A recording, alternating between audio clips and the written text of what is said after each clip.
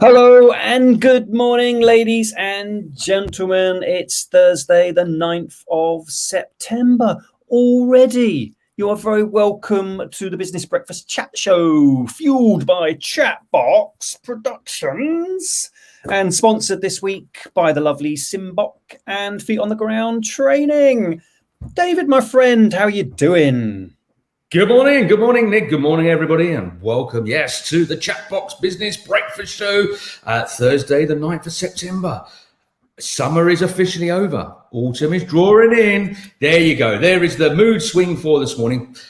It absolutely poured down here last night. Late in the evening, the rain come tumbling down. The skies are grey this morning, but that does not matter because we're here this morning to re-energise, to refocus, to get you thinking about your business and what is the next steps for you. And of course, we've got two great guests joining us on the show, haven't we, Nick? Who we'll be introducing very, very shortly. Superb, as always, superb guests, great conversations, and all hinging on our lovely audience. All right, Join in, get involved, join those conversations, throw some comments into the relevant chat boxes on Facebook, on LinkedIn, on YouTube. Ask us some questions, ask guests some questions, comment about the show, comment about your business. We'll give you a shout out, great publicity, and it's the future, right? Healthy conversations. Let's talk about the stuff that really matters. And don't forget to like and subscribe. Okay, I've got an eye on YouTube subscriptions and I'm keeping a tally and it's on the way up, right? Dave, how cool is that? It's on the way up, but could do some more. All right. If we're going to be massively influential on this award-winning Business Breakfast Show, it'd be great to get some more likes, subscribes, shares, and all that other nonsense, but good nonsense. Yeah, absolutely. Yeah. So if you're watching this on LinkedIn, because I know lots of our followers do join us on the LinkedIn channel, good morning to you. Do give us a like on there as well. Pop your comments into the LinkedIn chat. But don't forget, do flick over to the YouTube channel and subscribe and like on there as well. Because the more followers we get, the further our reach is, the more people we connect with, and the more great conversations we have here in the home of conversation. Now, Nick, I picked up a few words when you were just talking there. You talked about or spoke about award-winning show. Absolutely. I don't know if we've mentioned it before, but I don't think we have. Chatbox Productions, Business Breakfast Show, award-winning breakfast show with award-winning hosts. How cool is this? Hey! Yes, award-winning. Thank you, the people at Novo Awards, for our award for innovation. A delight, absolute delight to be involved and to win an award. And oddly enough, won't stop talking about it. I must get out my tuxedos and give them a try on because I'm afraid that since we've been in lockdown, they haven't been worn very much. And I've got a funny feeling they might be a bit on the tight side. So I'm going to have to lose a little bit of weight. Maybe can I do that in the next 4 weeks? Well, maybe our first guest on the show might be able to tell me how to slim down a few inches. But we'll be coming very shortly. You've said the wrong stuff, mate, for our lovely first guest. It's going to jump on that, no doubt. And first of all, do people still call it a tuxedo? Isn't that like 60s American? Don't you call it a lovely dinner jacket, mate? A tuxedo. Tuxedo. I've always referred to it as a tuxedo, but I mean, and tux, let's go to an American prom. Jesus. Audience, let me know. Am I out of? I'm a communication guy. Am I out of touch? Should I be calling it a tuxedo as well? Actually, I don't own one anymore, mate. I was gonna have smart suit. I rock a smart suit. Don't own a tux anymore. I'm not coming up on this stage, Nick, and picking up that award if you're not wearing a tuxedo. What? You've got to be, in the black tie gang to be able to receive your award. All right. And we've got to rehearse our speech as well. But anyway, let's not talk about the awards. We are an award-winning chat show. We are award-winning hosts, and we will continue to grow. We will continue to connect. and reach places that other business breakfast shows don't reach, which is global, of course. We are having followers join us from all around the world. And we've also got lots of great speakers coming from lots of different nations and cultures and backgrounds as well. So do join us every week, Thursday mornings at 8 a.m.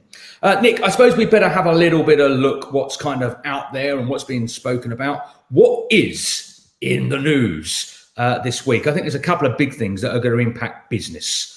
But what's our top one? What do you think the top one is this week? We should be you can't avoid it, right? It's been in the news pretty constantly all week. The care change in kind of care and the from a business perspective, the rise in national insurance, 1.5%, right? Well, 1.25. It's going up. It's coming. Yeah, the anti-small business tax it's being classified as. And it's going to affect us all, regardless of who you are, whether you're self-employed, just working for yourself, right the way through to larger corporates and organizations. And I suppose really, when you think about this, they've broken their manifesto. Let's not get politics in place here, but they have broken their manifesto. We're not going to increase taxes, etc. And on top of that, it's been the toughest 18 months for the majority of businesses, not all, because I know some have prospered and done amazingly well, but it is a huge, kick in the goolies, I think, for lots of businesses, where this 1.25% increase, and obviously it's going to be looking at dividends and taxation on that side of things as well, is going to hit us all. 11 billion increase in national insurance contributions. And as I say, let's be honest, it's a job tax. That's what it really comes down to.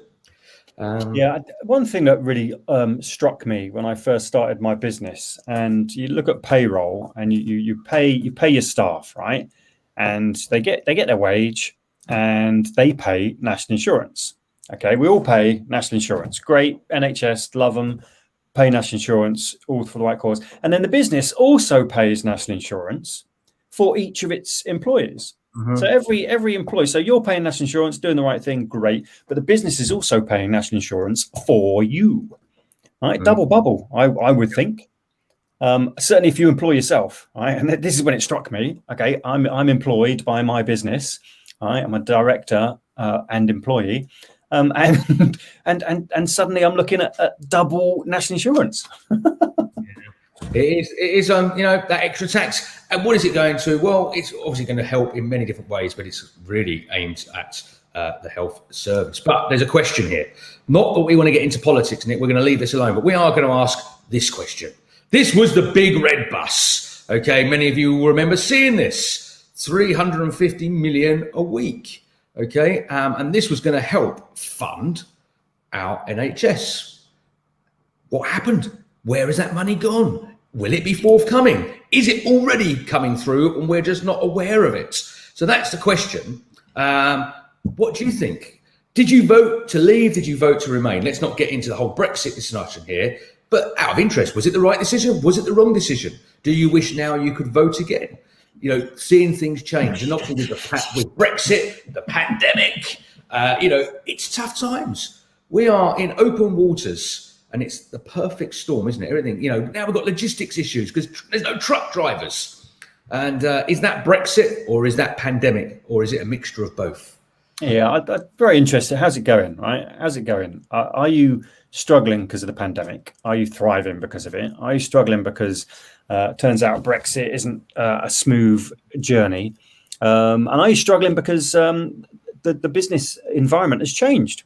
Right? Totally changed. There's got to be a lot of businesses out there that are reliant upon offices filled with people, right?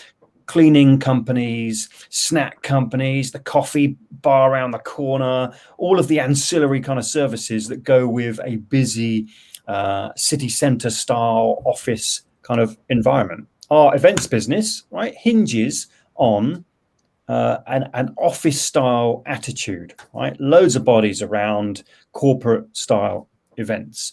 And if there's not an attitude for people to go back, right? I've been in Cardiff this week, mate.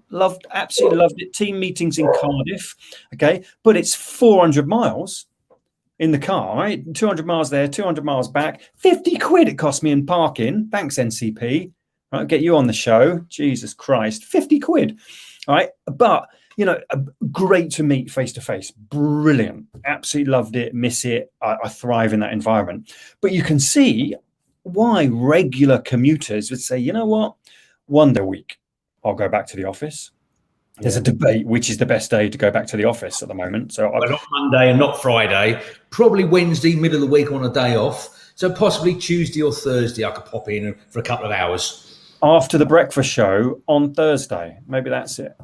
That's it. We'll get you up. We'll get you ready. We'll get you prepared, get you refreshed, and give you some extra knowledge that you can go in there and have a chat around the water cooler like we all used to do once upon a time. So there we go. So Nick, what was it like in Wales? That drive around the M25, the journey down the M4. Did it rain when you crossed the bridge? Always rains when I go to Wales. Always rains. Beautiful, right? Beautiful weather. Fortunately, in lovely sunny Cardiff. M25. Crawling as always. I was sitting in a queue, right, stationary on the M25, standard. I thought, well, I've not missed this. I've not missed this bit of the working environment. There must be thousands and thousands of people stuck in traffic like I was, thinking, well, it wasn't like this 6 months ago. Unbelievable. But just a long way, but amazing to have human ancillary conversations. You get all the work done, you get all the conversations, the social side. Brilliant. But I can understand why people are shying away from doing that on a regular basis. Yeah, absolutely. Right, I think we're going to have a quick ad break, and when we come back, we're going to bring our first guest onto the show. See you in a second, folks.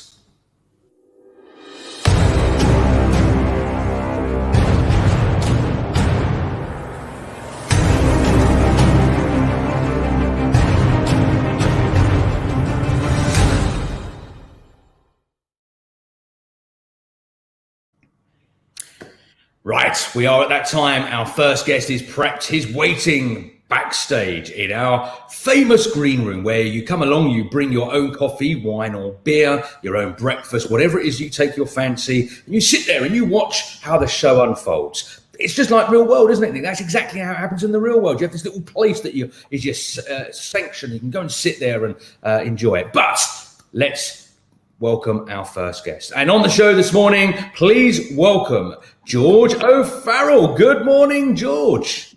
Hello, guys. Thank you for having me on the show. Great to have you. Great to have you on here. George, from Go Coaching. We're going to find out a little bit more. I mean, look at you sitting there. I mean, I feel kind of... well, they don't build a chat box shirt big enough. Eh? No. You are looking healthy. Very, very healthy, George. How are you doing? I'm doing very well, thank you. I am doing very well. Yeah, sure. Good. And Go Coaching. Okay, I'm assuming, right? This is why you look so damn fine.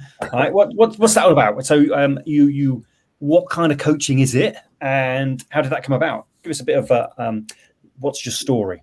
Yeah, for sure. So the way Go Coaching came about is many years ago. When I first sort of got into training, I had quite a bad association with food. I lost quite a lot of weight. And that's when my sort of interest sparked up as per se to sort of really look into nutrition, look how I can sort of get healthier again and get training more and get healthier. And then that's my own journey that sort of led on to then coaching other people. And then a fair few years down the line, it's where it is now, where I'm coaching a fair few number of people, mainly sort of from like a body transformation perspective, and just to create more energy for them so they can be more productive with work, their life. And that's generally sort of how it all sparked up. Oddly enough, last week, George, we had Simon Scott Nelson on, and he pointed to nutrition and fitness for turning his life around from a very, very low ebb. He said it's got to be nutrition and fitness. And here we are again talking about exactly the same things, but for slightly different reasons. Yeah, definitely. It's massive what nutrition can do, especially obviously from a body composition perspective, from a body confidence perspective, but even from sort of just a productivity perspective. If you're eating sort of poor food choices, you're going to be performing worse, you're going to get less done, you're just going to be less productive.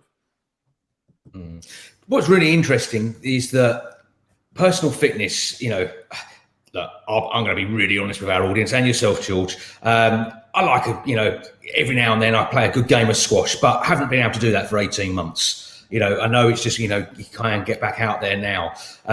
Walking the dog, is kind of probably some of the best exercise I'm getting, a basic short run and stuff like that. So over the last couple of years, realistically, my exercise regime has reduced dramatically. And, I've been doing what I can, the odd workouts. Apple TV, by the way, love it, doing the Apple Fitness. It's really useful, good fun with the family as well. But I'm sure I'm not the only one in this situation. There must be hundreds of thousands, millions of people who find themselves in a similar scenario where they haven't been able to do as much exercise as they should be doing. And what would you say to these people? Obviously, how could they do something? What could be a little basic few things each day that would help them kind of keep fit and lean? For sure. So you sort of touched upon it there as well. Walking it's classes, it's called NEAT. It's basically sort of energy that you expend, which isn't from sort of eating, day-to-day sport, activities like that. And it's a really easy way. For example, if you get up 10 minutes early, you can get a chunk of steps in before work. If you park a little bit further away, you can burn a few extra calories, and you generally sort of burn 40 calories every 1,000 steps that you do. So if you did, say, for example, 10,000 steps, which sounds a lot, but you'd be surprised how quickly that sort of adds up. That's 400 calories you burnt right there. So either you can then eat 400 more calories and stay in shape, or you can then be in like a 400 calorie deficit. So that's generally the sort of easiest way to burn a fair few more calories without sort of spending hours in the gym. Yeah, I guess that people will look, George, and think, right, the dude must be in the gym 24/7. He's a standard gym bunny, surely. But it's not just about that, is it? I think nutrition, we still got a lot to learn. I guess we've never been so informed, but still got a lot to learn about what on earth we're chucking in our bodies, what it's doing to us. And I'm fascinated by the link between transformation and confidence. I guess, it's not just about strutting down the street, is it? In a tight t-shirt. It's about being confident in yourself. I wish I could, Nick, strut down the street in a nice tight t-shirt.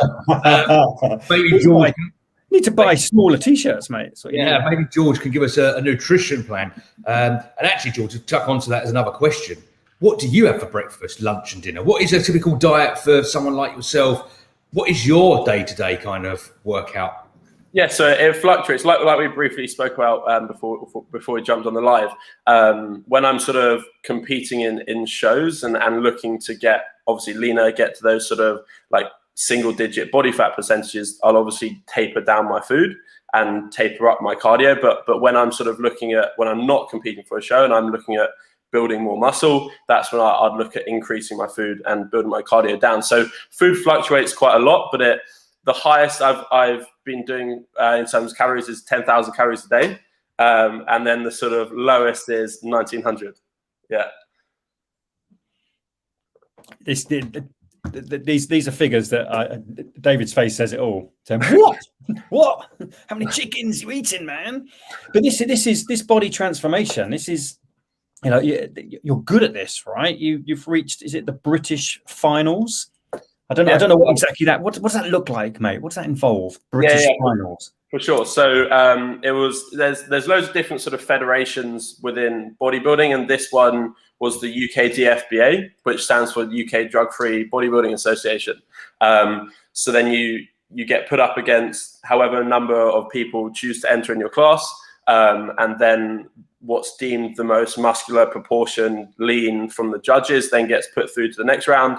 And then that was when I got put through to compete at the British. And then the British, then you get put through to Worlds, and then you compete in New York and win your pro card. And that's the sort of route that we're going down. That just must be a shred fest, right? Everyone walking around in the smallest blooming shirts, just like the Hulk, right? Bulging out of every kind of button, straining. I bet that's well attended. I bet that's something to behold. It is, especially if it's your sort of first time. It can be a bit like, hold on a minute, what's going on here? But it's it's interesting for sure. So with your business, lockdown has affected many businesses, how they operate, how they kind of work with their customers, their clients, their prospects, etc. How have you found, the kind of the lockdown time, the time that you can't be in a gym, the time you can't train face to face? Have you used the digital tools such as Zoom and other platforms to allow you to work with your customers and keep them on track? Yeah, for sure. So I generally I have two main sort of like branches as per se with my business. One of that being in person, face to face, and then the second being sort of like an online model of the coaching program. So obviously, a large number of clients who were face to face just moved on to that online model throughout the sort of lockdown periods, which still worked really, really well. And so is it ever too late, George? Right, because David's no spring chicken, and he's younger than me, for goodness sake. Right? I know. I look at you and think, it's all right for you youngsters. I think my bodybuilding days are behind me. I'm a runner. I'm not I'm not shredded, but my legs look great. Okay.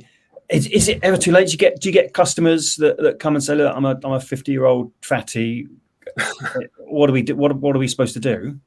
For sure. I've got, in fact, my oldest client is he's 79. So that's my oldest client. And then recently, I got my dad into shape. He lost about 30 kilos and he's 56. Correct me if I'm wrong. So never too late for sure.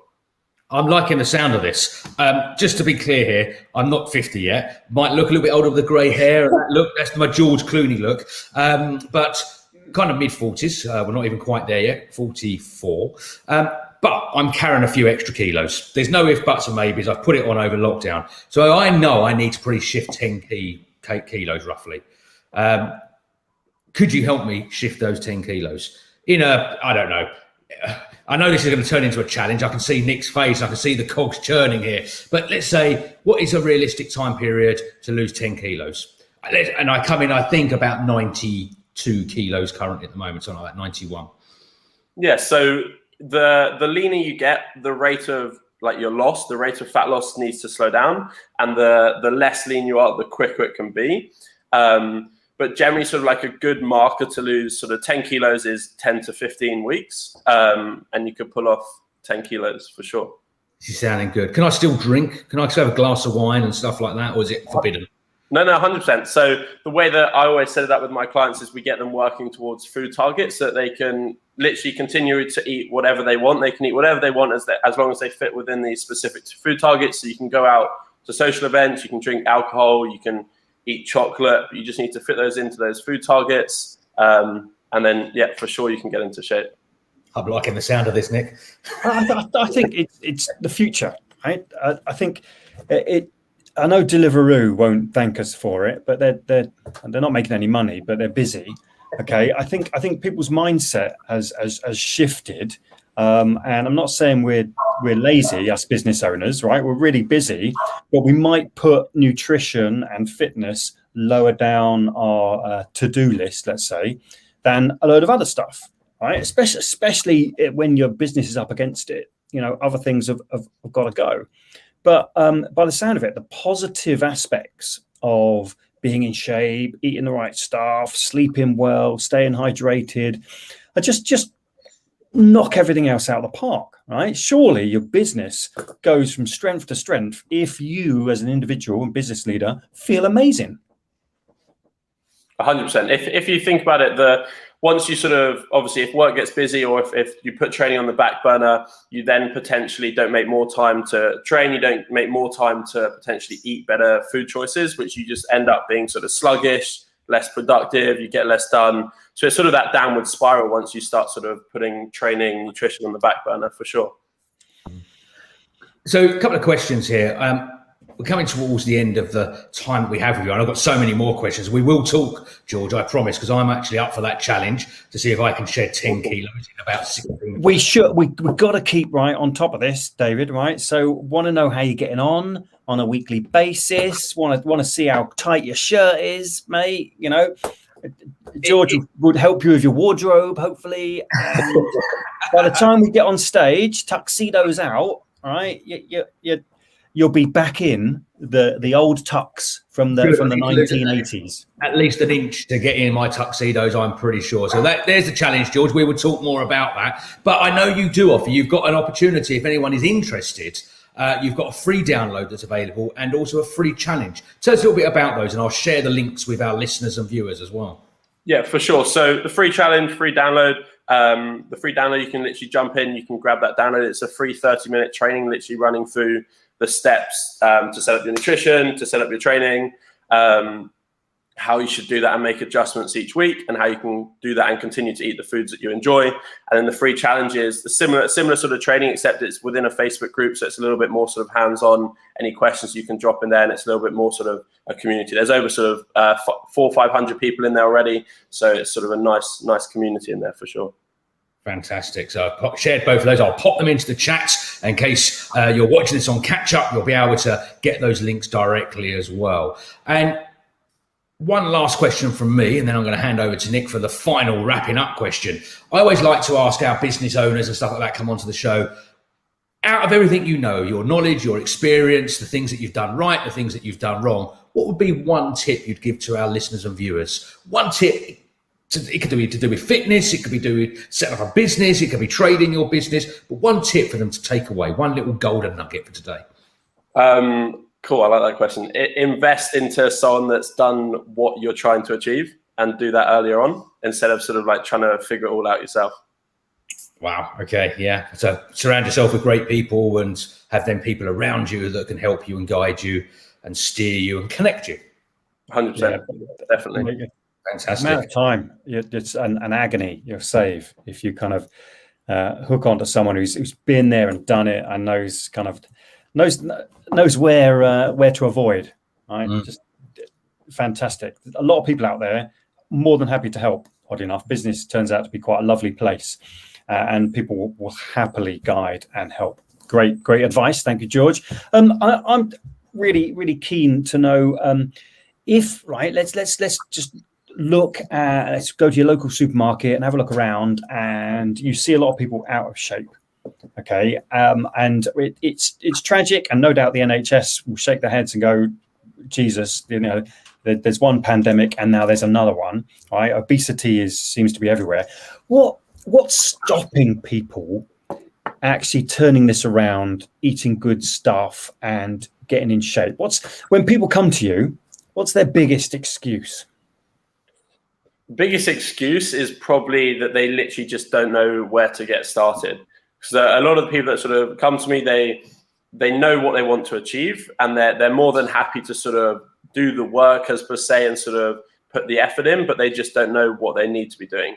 And like we touched upon earlier, in regards to sort of excluding foods and not needing to exclude foods, people don't realize that they can sort of continue eating what they want, and there's this sort of big persona that you have to sort of cut out certain food groups, which you don't. You just need those food targets to work towards and track towards.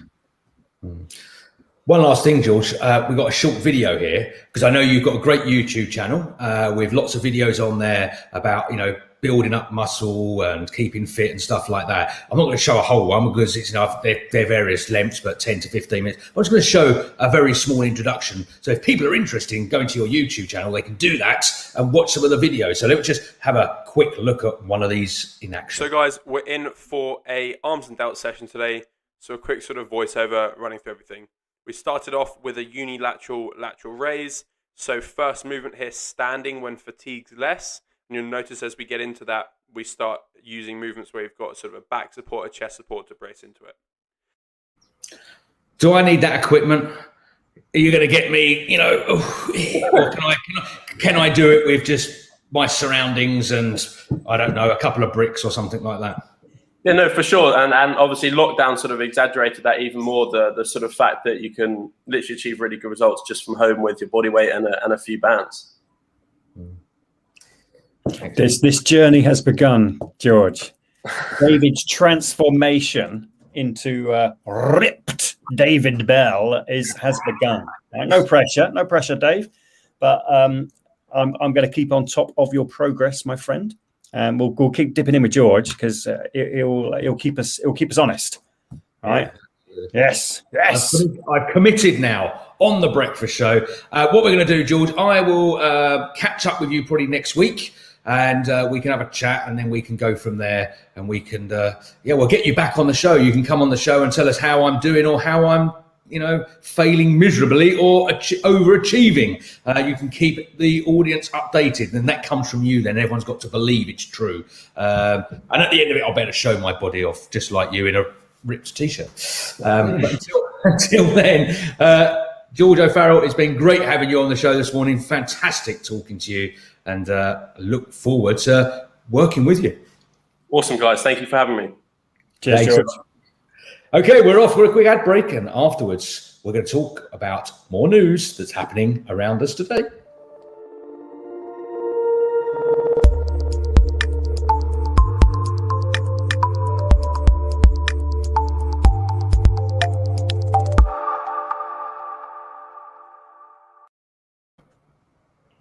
Great stuff, mate. Great stuff. Transformation. All right. Not just about body transformation, but nutrition, diet, lifestyle. Everything's going to change. It's going to be fascinating. I'm on the journey with you, mate. I'm on the journey, just for I guess for different reasons. What a great conversation. All right. What a great way to start the Thursday. Thinking, right, got a weekend coming. Okay, just need to get in touch with George, have a look at the, how to get started. And then from the weekend onwards, the new life begins. Yeah. And look what happens. We get guests on the show, and then we end up getting ourselves in all sorts of trouble by challenges and stuff like that. But I look forward to it. I know I've got to lose a few pounds. So this is, my commitment to making that happen. What the wife doesn't know, she's going to be joining me on it as well. Because if I've got to eat rabbit food, mind you, George said I don't need to. I can still have a glass of wine maybe I can squeeze a beer in and, the odd bar of chocolate here and there. I'm not a big chocolate fan anyway, so that's a nice, easy one. But look forward to working with George and seeing how that transformation takes place. And I don't think at any point any one of George's clients has had to eat rabbit food, mate. I think there's a misperception that it's going to be overly painful. It's just the right way forward. We're going to be called the myth. Amazing. As our YouTube subscribers go up, your kilos will come down. This is the way it's going to be. We could be the Mythbusters show. We can put all those myths away, rabbit food, starving yourself and stuff like that, and green food only, or whatever it is. Anyway, Nick, what's happening around the world? What is World Day today? Okay, two very interesting days today. Quite diverse. So oddly enough, today is Teddy Bear Day.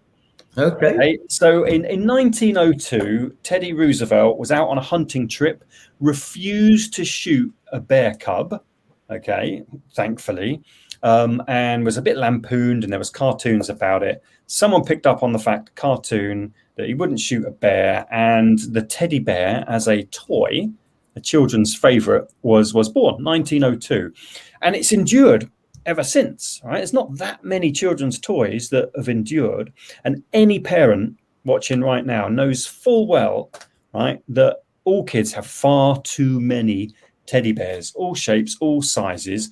There's not many other things that is as enduring as the good old teddy bear. I'd be interested to know what else in your world is as enduring as a teddy bear. All the kids have got them. Far too many of them. Loft, it's full of them, right? Bags of them. Tears are shed if you've got to chuck them out. Charity shops are full of them.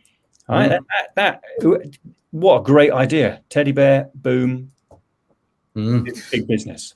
Yeah, absolutely. Yeah. Teddy bears. My daughter's got lots, and I've still got my couple of teddy bears from when I was a very small wee toddler as well. So they're kind of wrapped away somewhere safe. Actually, how many of you have a corporate teddy bear?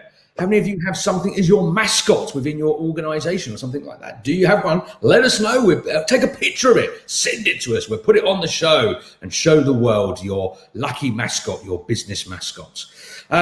What else is in the world today, Nick? So it's Teddy Bear Day and it's Wonderful Weirdos Day. All right, I particularly like this. It's an opportunity to celebrate being weird. All right, and I love this because I would use the word quirky, but weird works for me too. I'm a bit weird, right? And that doesn't work for everybody, but it works for enough. Okay, and our show's a bit weird because we approach business, but from a far more relaxed and human perspective. So it's an opportunity to celebrate all things a little bit weird. There must have been countless businesses, right, that at one point people think, no, that's weird, and then suddenly it becomes the norm. Yeah, being different's good. You know, you got to stand out from the crowd, and the way to do that is to be a little bit quirky, a little bit different, a little bit unusual. Because if you're doing what everyone else is doing, you're not going to be standing out. You're not going to be recognised for the greatness of what it is that you do or who you are. And if you've always done what is the quote? If you always do what you've always done, you always get what you've always got. So it's time for change, time to do something different and stand out from the crowd. Yeah, if lovely audience, if you're out there, just if you're weird, put it in the chat box. Just say, yep, I'm weird. And we'll have a weird collection of comments, yeah. And I'll start us off. I'm weird, love it, absolutely love it. I'm going to use I'm different. Right. I'm just weird, quirky, different, whatever that analogy will be. Brilliant. I wonder actually if our next guest, who's going to come onto the show in about 30 seconds, is quirky, weird, or different. Maybe he can tell us about why his business is different and stands out from the crowd and what they're doing. That's a tough introduction, isn't it? If you're sitting backstage in the green room, he's thinking about it. They're talking about weirdos. Right? Hold on. I didn't sign up for this. Well, in that case, let's welcome our next guest onto the show. And he can tell us if he's weird, different, or quirky. Please welcome James Barr from Fortified IT. Good morning, James. Morning, chaps. Yeah, I would usually say, as most of your guests do, thanks for having me. But you know, after such an introduction, I'm really not sure how grateful I am. So yeah, all right. I'll put myself in the weird camp. You know, just for giggles. But yeah, you've given me. I mean, it's a bit of a stitch up this morning, chaps. I have to say, you've introduced me by asking if I'm a bit weird, and then you've basically put me on after one of the most hench guys you've probably had on the show. Don't worry, I've got to congratulate you. I've got to congratulate you, not on on that, on the award, obviously. Thank you. But additionally, Dave, I mean, I cannot remember the last time I heard someone use the word ghoulies. So well done. In the ghoulies. Yeah. Let's bring that turn of phrase back. It's got to come back. It should be in everybody's. Should be in everybody's locker. That one today, right? In other meetings we've got today, got to try and get the word ghoulies in. Oh, it's like kicking the ghoulies. Oh, yeah. We say we're a bit different as a show, and I'm trying to use, some different words. I know I've gone for tuxedo and ghoulies today. Some would say, yeah, he's an 1890s boy. Absolutely. There we go. I'll see what other words I can dig out from the archive for next time. But anyway, James, this is about you. And we've got quite an interesting story to share because we were mutually introduced about 8 weeks ago. We met up for a few beers and a curry. It was a Chatbox night out. It's a video that Nick and I showed on a previous show, and we had the pleasure of meeting you. We'd never met before personally, face to face. I think there'd been some networking interaction here and there and stuff like that. But we were like a house on fire. We said, James, we've got to get you onto the show and talk about what it is that you do as a business. So I suppose that's the first question. James, what do you do? What is Fortified IT, and what is it you get involved with, and how do you help people? Yeah, I mean, the very short answer is we stop people being hacked. That's what we do. That's our raison d'etre, as it were. We try to take all of the sort of complexity out of it, because after all, that's our job, that's our responsibility. So we very much like. Unfortunately, we haven't got anything quite as good, quite as mature over here yet. But the Americans have got, the Nist cybersecurity framework that they kind of developed, and it's really good. It's really clear. So we tend to align ourselves to that as closely as possible. It obviously depends on the size of business that we're dealing with, etc. But but it's great. They've got 5 clear phases of implementing a cybersecurity framework, all of which are necessary. All these 5 phases are necessary to kind of get you fully protected. You're never going to be fully protected, as the old the saying goes. There's no silver bullet. And the fact is, it is a bit of an arms race. We're fighting against the attackers, and so people don't tend to design countermeasures for threats that do not yet exist. You can theorize, you can hypothesize about what threats might be coming up, much like they might do with the flu vaccine or whatever. What strains are we going to be dealing with? They're predicting way in advance, and they don't always get it right, and that's why it has varying levels of efficacy. But ultimately, it means that we are always kind of playing catch up a little bit on the defense side of things. But the Nist framework's really clear. So there's 5 phases, and that is identify, protect, detect, respond, and recover. So in the context of how you implement this framework, well, clearly identify is it's all about where are my data assets. It's all about the data. They're not after your computers. They're not after your it's not like they're going to come in. They're stealing your data. They're not going to come in and steal your laptop or your desktop from your office. That's this stuff's far easier than that, and less risky. So it's all about the data. So where are your data assets, and what are the risks? What are the threats to those assets? Because these things are they're ridiculously valuable to your business. You cannot run as a business without your data.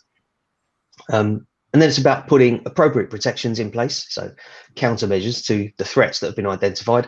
But great, what next? Well, if we take the analogy of a physical sort of location and physical assets, let's say classic cars, for instance. If you had a collection of classic cars, that would be worth a lot to you. From a sentimental perspective, I would imagine, as well as in terms of financial terms. So you'd want to protect them. There's a number of different threats that they could come under, and they're not all direct either. You wouldn't keep them exposed to the elements because it would ruin the paintwork, etc., and the value would diminish, and the vehicle would be less protected and more susceptible to rust, etc. That's not a direct attack. That's something that could erode the car's value over time. So you've got that to think about. But also, clearly, the first thing you're going to do is, I've got a collection, I'll put them somewhere. So I'm going to pick somewhere to put my cars. We do the same with our data. We pick somewhere to put our data. Okay, great. What next? Well, this is an old warehouse or whatever. Great. Okay, so you get a security company in, and they go, right, okay, listen, the front door's fine, lock's great, it's relatively new, but you've got locks on the back, they're okay, they're all right, not too bad. But all these windows around the top, they're all old Critter windows, the metal frame. You remember the old metal aluminium frames, and then putty holding the glass in. Literally, run a the old wallpaper scraper along that. You've got the putty out, and you've got the pane of glass out in under a minute. So there's no protection there. Doesn't matter how much you've spent on the locks on the doors, your windows are your biggest threat. So it's about taking that sort of holistic view of what are the threats to my assets, where are my weaknesses, and then you put appropriate. I'm flabbergasted already, mate. I'm thinking, where on earth is my data? Right, it's the first question. Right, before we go any further, do you come across a lot of businesses that think, well, it's all about the data? Absolutely, right. Legally, we've got to protect it, and it's the lifeblood of all businesses. But good question. Where on earth is it? Right, where do most businesses keep the blooming stuff? Well, I mean, we all know Office 365, as it was known. Microsoft 365 now is the platform of choice for most businesses, and for good reason. But there are still huge amounts of sort of enterprises out there that have obviously data on premises, as we say, on-prem. And so what we actually find is the start of the whole assessment process is, okay, where's your data? And they go, okay, 365, for instance. Okay, where else? And they go, no, everybody does it. Oh, actually, we've got some stuff in, Dropbox. And okay, all right. Where else? oh yeah, yeah. Do you remember the satellite office? We've got that old storage array. There's some data in the. Okay, great. Where else? No, I think that's it. Okay, so you've got no data anywhere else. Think about it, since the business began, and they go, oh, actually, yeah, we've got some data in that. Do you remember that platform we had, and we still use it for reference? And you go, okay, well, it says data in there. And it's, what kind of data? That's all of our customer data. That's been in there forever. You go, okay, right, okay, great. And then where else? And by the time you get to 6, 7, 8, 9, 10 places, you've only been conversing for 10 minutes, and they're kind of going, data everywhere. This stuff's everywhere. So what do we need to do as businesses? How do we, is there, obviously the first thing is we'll talk about this, but obviously speak to the experts, the professionals, and get them to come in and, analyze this and go through those 5 steps, and obviously support that business. But people are sitting there now, they could be self-employed, working for themselves, just them, they maybe just only got a laptop, maybe they're using Dropbox, Drive, or Google, whatever. What should they do? Now, what could you share with them that they could just do some basic litmus tests to check where their data is or how secure they are? What could they do in the real basic kind of, where is my data? Yeah, I mean, in terms of where is your data, if you're a one-man band, 2, 3-man band, whatever, usually, the business owner, the founder is still kind of around. That's, they're going to know roughly where their data is, where they put stuff originally. Often it starts on the laptop hard drive, and then it's okay, well, I better sync this somewhere. I'll put it in Dropbox, and that's quite common.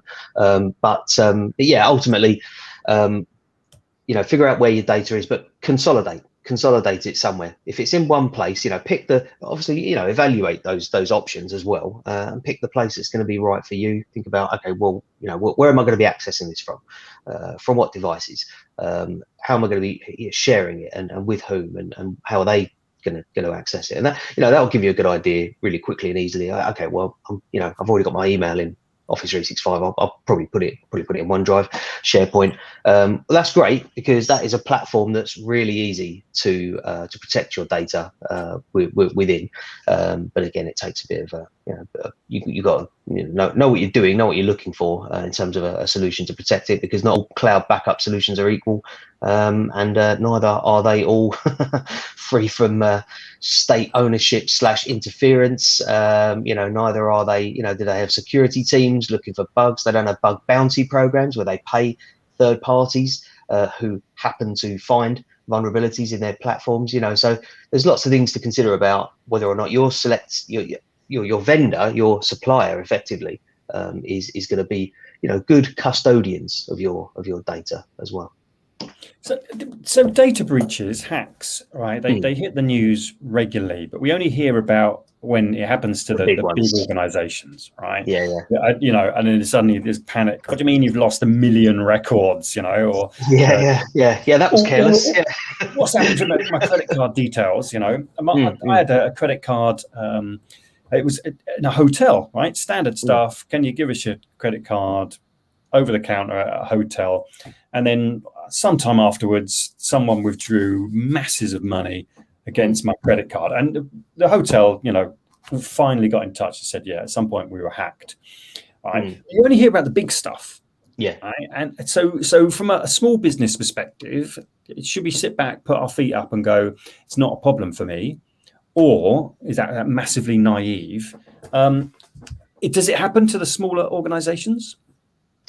Yeah, of course. I mean, I was at a networking event recently and got talking to a local business.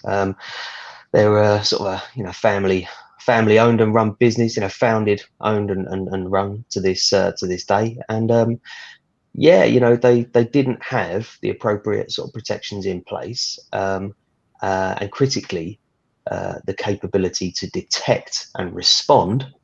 Two of those 5 phases we'll talk about. They didn't have those necessary tools in place, and so they didn't know that their credentials had been compromised.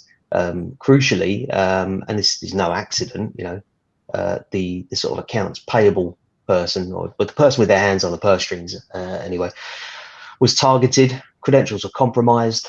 Email, surveillance took place, so email was monitored over some weeks, and then the timing these guys are not stupid. They spend, we have our day jobs. This is their day job. You know how much you've progressed and how much experience and knowledge you've attained over the last, even the last 5 years, and then you think 10, 20 years.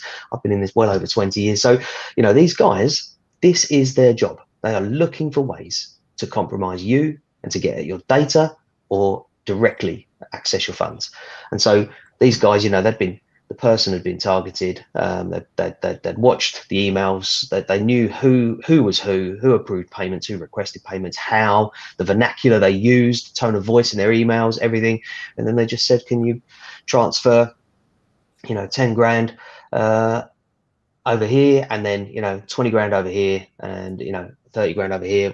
Before you knew it, they've lost all their profits for that year, and then some. So it's not just small businesses. It's not just large businesses.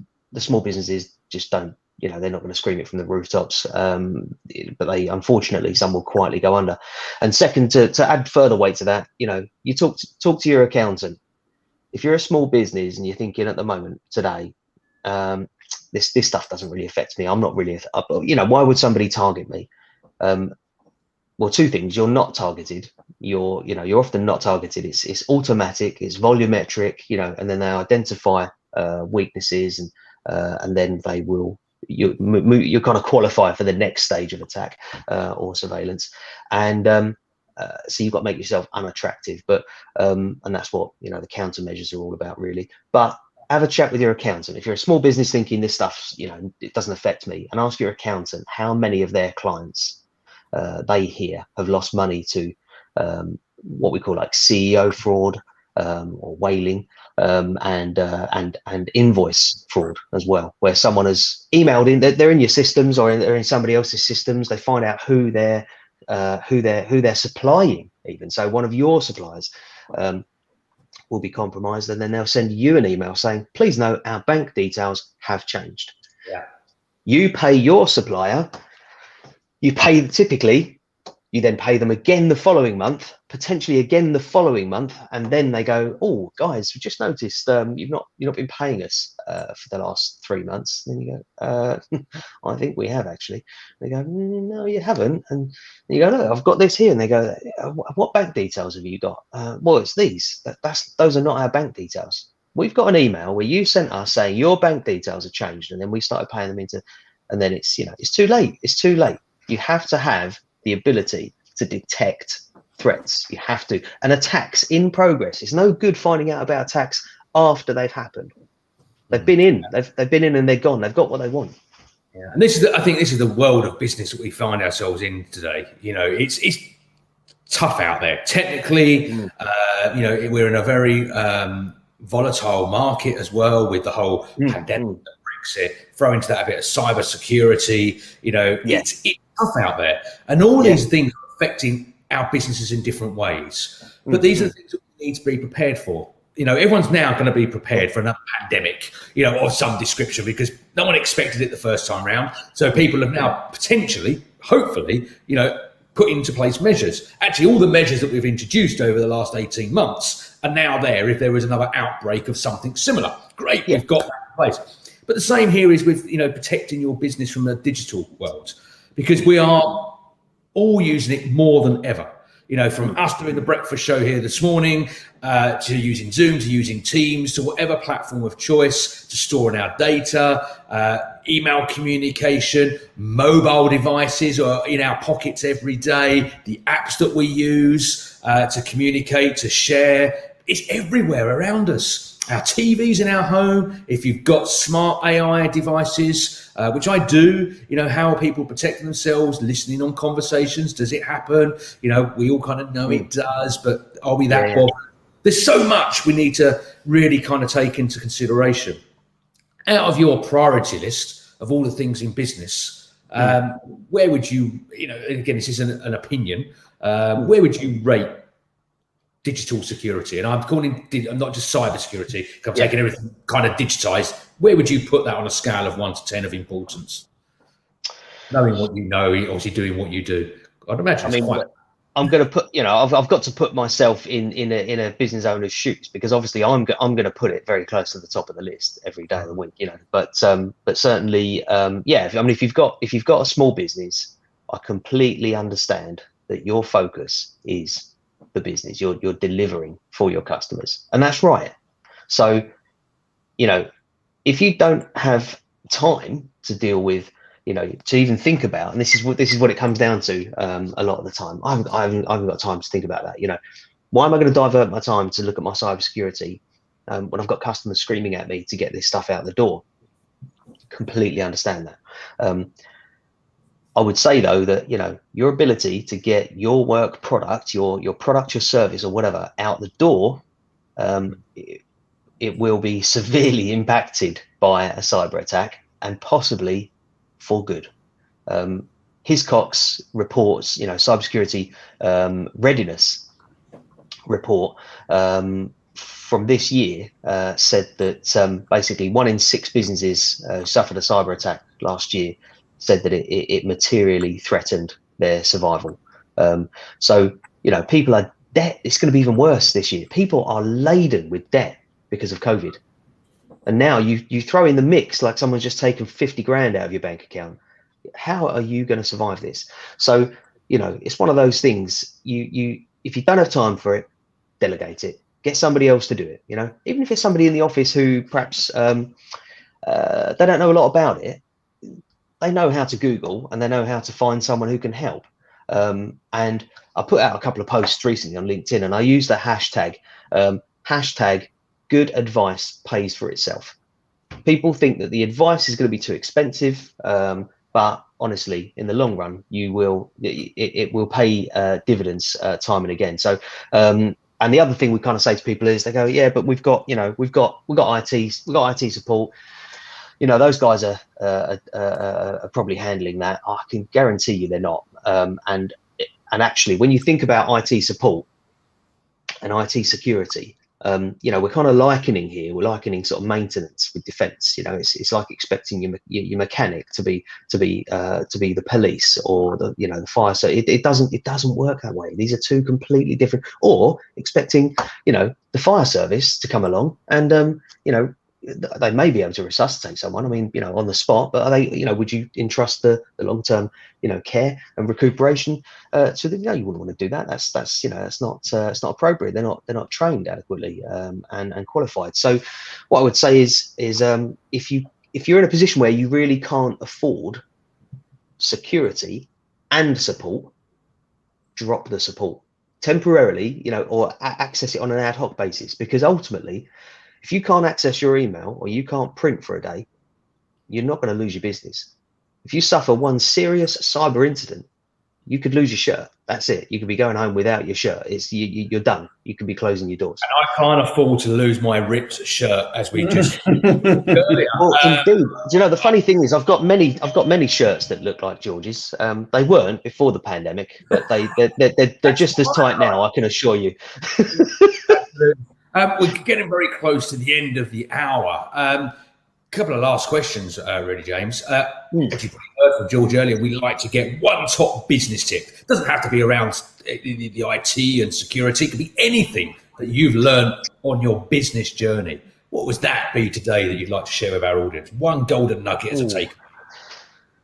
Golden nugget on your business journey. Don't try to do it all yourself.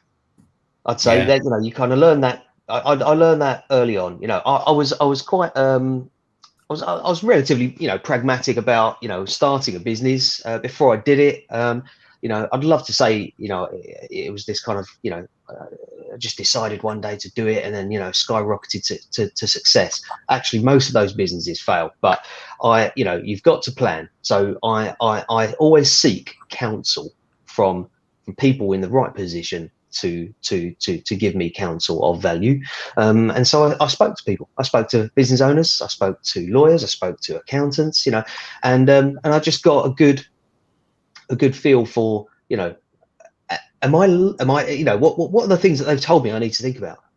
Am I likely to be able to do these things myself?